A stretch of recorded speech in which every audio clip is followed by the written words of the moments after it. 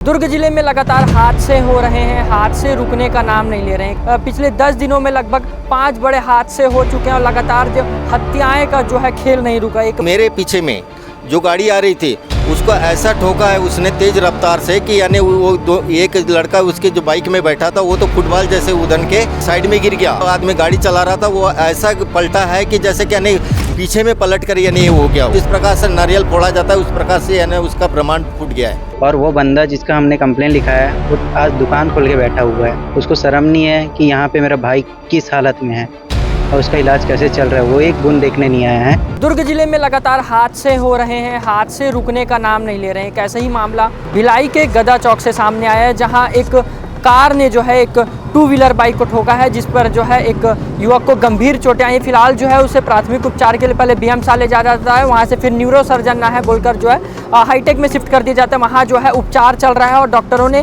बचने की संभावना कम बताई। इसको लेकर और मामला आपको विस्तार से बताऊं तो दुर्ग जिले में पिछले 10 दिनों में लगभग 5 बड़े हादसे हो चुके हैं और लगातार जो हत्याएं का जो है खेल नहीं रुका। एक बड़ा हादसा और हुआ है। हमारे साथ कुछ युवक हैं, इनसे बात करेंगे। अंकल, किस तरह से घटना हुई थी, क्या कुछ जानकारी मिली थी? घटना ये हुई थी कि मैं मेडिकल से आ रहा था, तेज रफ्तार से वो यानी गाड़ी आ रही थी। मेरी गाड़ी यानी थोड़ा सा निकल गई उसको यानी पार करते हुए, और मेरे पीछे में जो गाड़ी आ रही थी उसको ऐसा ठोका है उसने तेज रफ्तार से कि यानी एक लड़का उसके जो बाइक में बैठा था वो तो फुटबॉल जैसे उधन के मतलब साइड में गिर गया। और जो आदमी गाड़ी चला रहा था वो ऐसा पलटा है कि जैसे कि यानी पीछे में पलट कर यानी वो हो गया। उस गाड़ी के सामने का पोर्शन भी खराब हो गया बाइक का, और वो तेज रफ्तार से ही था, मतलब यानी जो कार चलाने वाला था। आपको बताऊं तो दुर्ग जिले में रोजाना एक बड़े हादसे हो रहे हैं। इस हादसे में जो है आए दिन किसी न किसी की जान जा रही है। एक और मामला, फिर आगे बताइए, आगे क्या हो रहा है? हाँ, गाड़ी का नंबर है, ये सचिव लिखता है, यानी सचिव कल्याण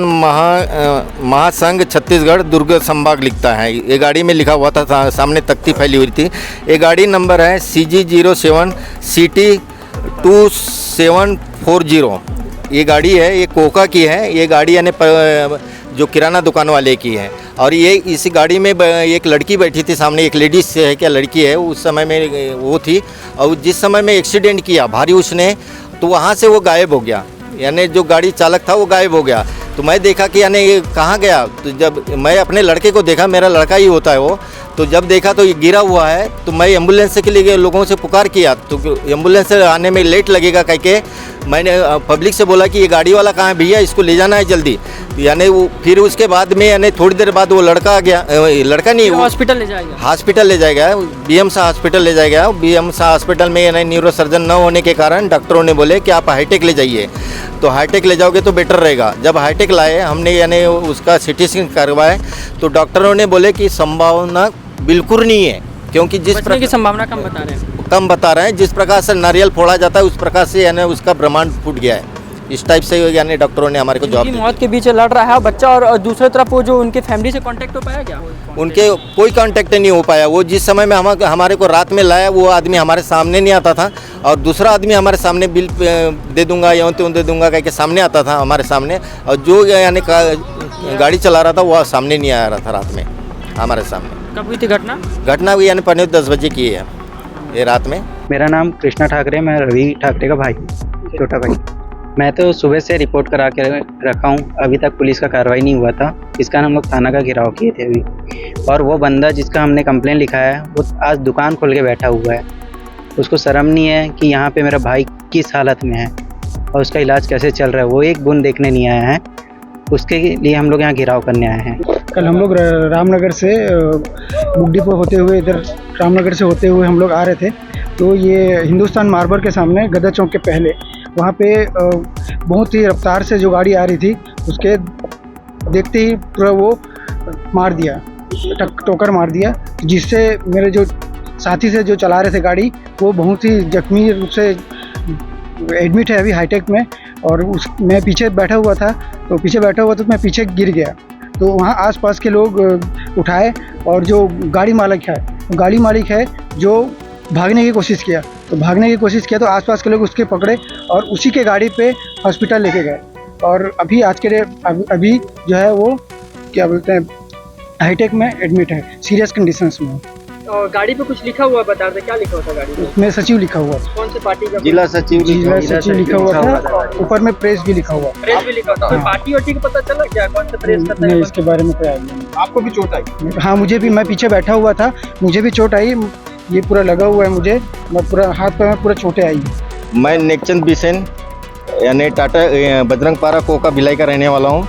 मैं अपना मेडिकल यानी मनीष मेडिकल जलेबी चौक में कार्यरत हूँ और मैं वहाँ से मेडिकल बंद करके आ रहा था तो रामनगर पार किया और गधा चौक पहुँचा। वैसी एक तेज रफ्तार से एकदम वो कार आ रही थी तो मैं साइड लेके अपना थोड़ा आगे बढ़ गया और पीछे एक रवि ठाकरे की गाड़ी थी, मैं उसको तो देख नहीं पाया था। जब यानी मैं थोड़ा सा चार यानी थोड़ा कदम यानी आगे बढ़ा गाड़ी से अपने, तो उसने यानी वो रवि ठाकरे की गाड़ी को यानी ठोस मार दिया, एकदम जम के। ऐसी ठोस थी कि यानी पीछे वाला आदमी फुटबॉल जैसे उदन के एक तरफ गिर गया और वो जो लड़का है जिसका एक्सीडेंट हुआ है वो आदमी बीच रोड में गिर गया। बीच रोड में ऐसा गिरा कि बिल्कुल चित हो गया।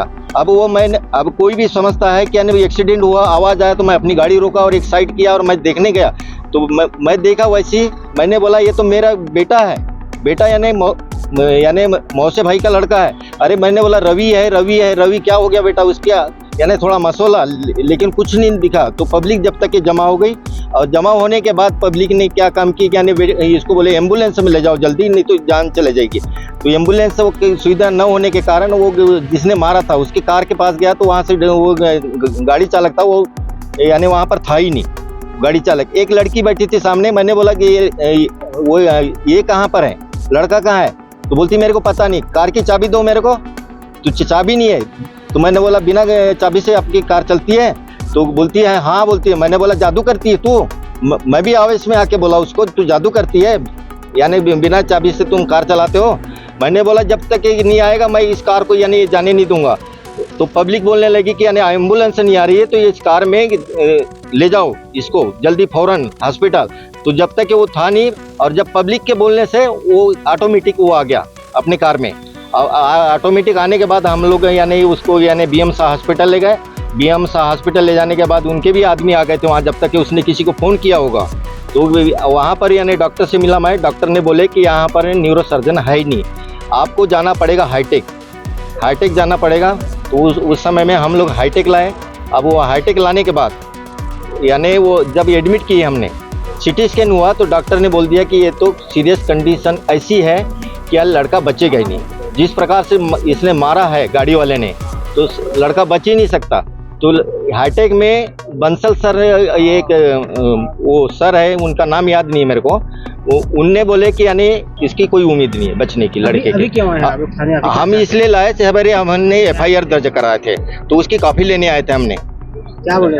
हमारे को काफ़ी मिल गई सर से, हमारे साथ अच्छे पुलिस वाले सर व्यवहार किए और हमारा सहयोग भी दे रहे हैं, बोले कि आपको हर समय में हम सहयोग देंगे। सर आपको बताऊं तो दुर्ग जिले में जैसे कि मैंने बताया जो क्राइम रेशियो है, एक्सीडेंट रेशियो है, चोरी रेशियो, अन्य जो क्राइम की चीज़ें वो लगातार बढ़ते जा रही हैं। जहाँ हत्याएं का पहले आपको दिखा रहा था, अब सड़क हादसे बढ़ रहे हैं। तो इस पर जो है लगातार जो है कहीं ना कहीं लोगों को अंकुश लगाने की आवश्यकता है और एक बड़ा हादसा हुआ है जिसमें एक युवक जो है जिंदगी मौत के बीच लड़ रहा है। कैमरा पर्सन प्रवीण के साथ मैं प्रांजलि यादव, दुर्ग, छत्तीसगढ़।